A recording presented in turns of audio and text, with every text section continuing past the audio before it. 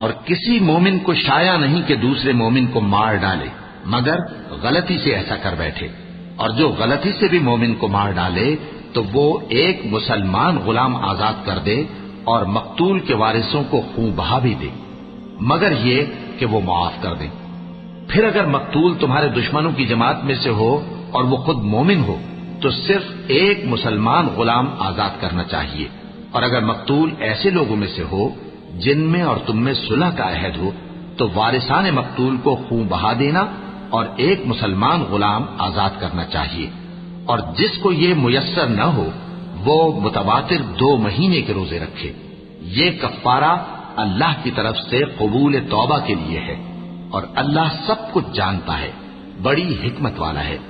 اور جو شخص کسی مسلمان کو قصدن مار ڈالے گا تو اس کی سزا دوزخ ہے، جس میں وہ ہمیشہ جلتا رہے گا، اور اللہ اس پر غضبناک ہوگا اور اس پر لعنت کرے گا، اور ایسے شخص کے لیے اس نے بڑا سخت عذاب تیار کر رکھا ہے۔